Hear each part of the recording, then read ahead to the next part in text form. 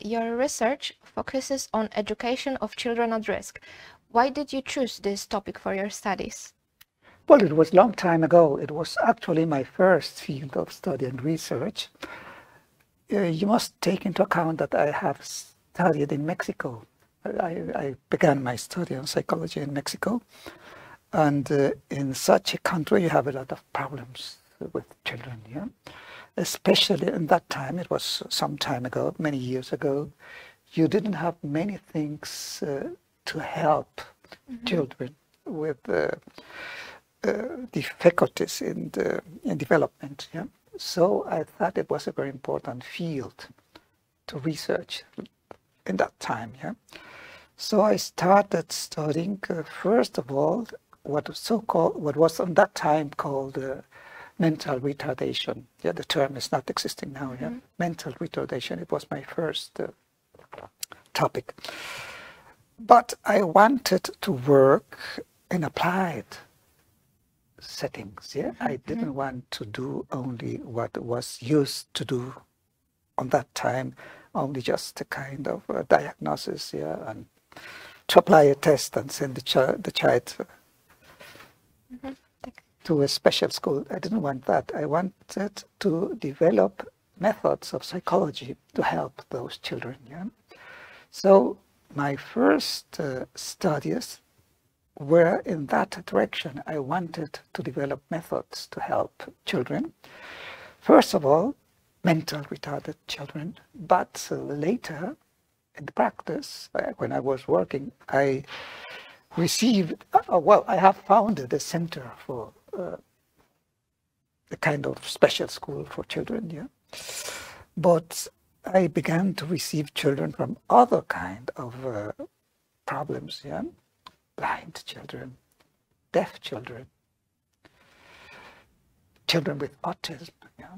So I began with my students. I didn't do it alone, yeah. With my students, psychology department, I began to organize different groups. Yeah, this group is going to work with blind children, this one with deaf children, this one with children in the autistic spectrum, yeah, and so on. And I was in a very big university. I don't know if you have heard about the National University of Mexico. It's very big. So I had 500 students. That's a lot. I could do many things, yeah. And well, I think I've been working in that field for about 15 years. Yeah, I've developed training methods for mentally retarded children, for blind children, for deaf children, and then I found a group which was not a kind of children with psychological problems. Yeah, it was a kind of children with healthy relationships, but they had problems at school. Yeah, they couldn't learn properly at school. It is called a group with it is not special educational needs. That's the other group. Yeah, with especially. Well, I don't know what is it, the name now. Well, okay, it's between healthy children and unhealthy children, let's say so, yeah. And that's the children with problems at school problems, yeah. And that was my field in Portugal. That's what I was working in Portugal for the last time, before I began to work in social psychology topics. Yeah? For a few years you worked as a diplomat. Did your education in psychology help you in this job? Yes, of course, a lot. I've been about 16 years a diplomat. Yeah? I've been working in different countries. And I found that psychology has many things to do with politics in general, diplomacy in general, but not only. It has to do with all people working in foreign countries. Yeah? So I have later written a book about psychology and diplomacy, psychology and international relations. And it is devoted, this book, on the contribution of psychology, not only to diplomats and politicians, but also to people working in a foreign country. For instance, managers, yeah?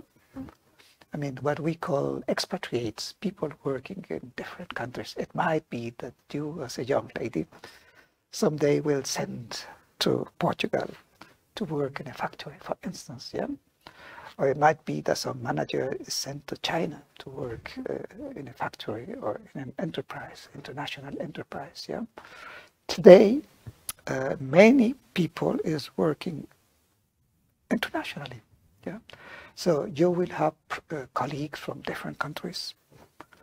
Maybe you will be a manager and you will have workers of different countries. Or maybe you will be a worker and you will have your bosses from different countries. Yeah? So what I have found is that the tasks of a diplomat and an expatriate manager are very similar. They have to do an analysis of the situation, of the economical situation. That's very important. Yeah? You have to create a work environment. You have to manage your people, your office, your enterprise. You have to manage your environment. Then you have to control your people, to teach your people. Yeah? You have to create good relationships to other people. If you are a diplomat, more, you must go and visit the President of the Republic, many different people at a political level. If you are a manager, you have to do the same. You have to create good relationships, yeah? And then you have to solve conflicts inside your enterprise. And then you must be able to understand which are the cultural differences between your people. Yeah?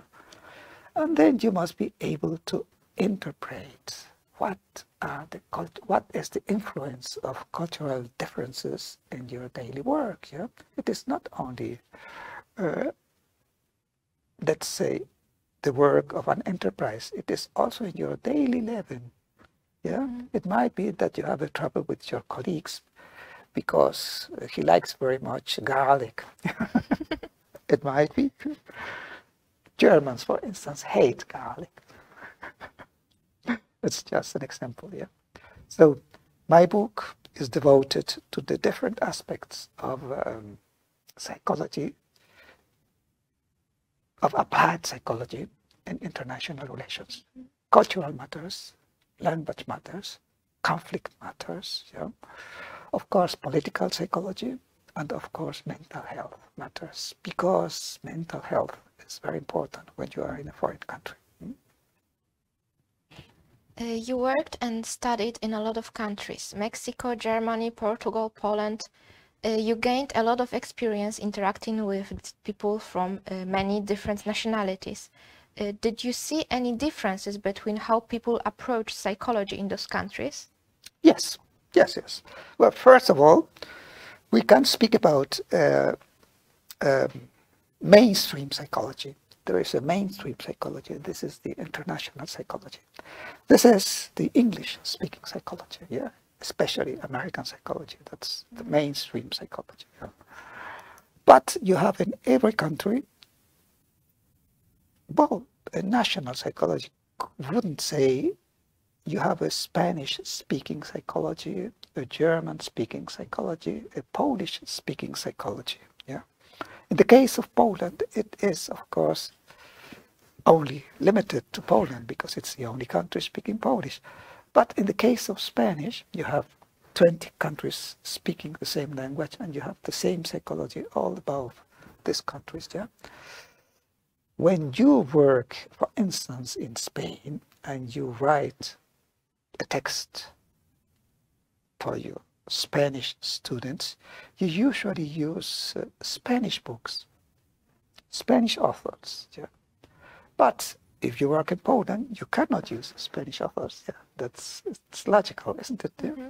So point is that there is a limit between national psychology and an international psychology. Unfortunately, the mainstream psychology doesn't know very much about other psychologists. Yeah?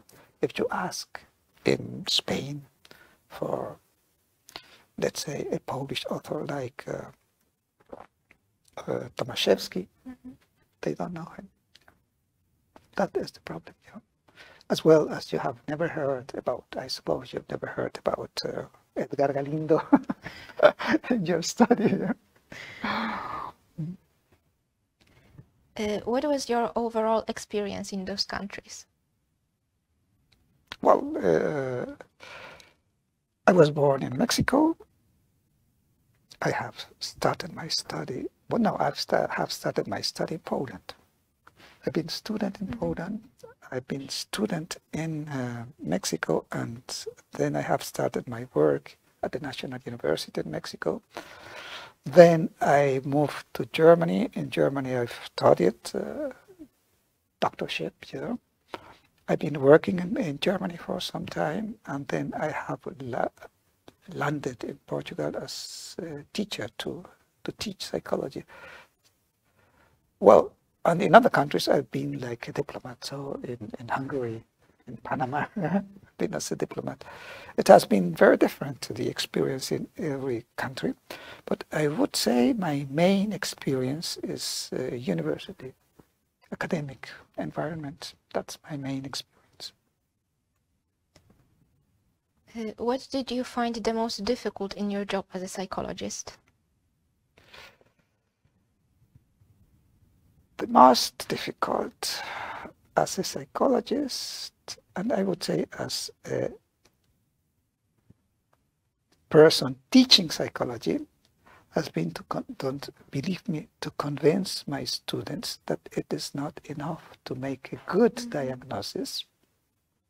You have to give a solution for the problem as well. Yeah? Just imagine if you have a problem with your car, and you bring your car to someone, to a workshop, and they tell you, your car is, you know, the motor is not working properly.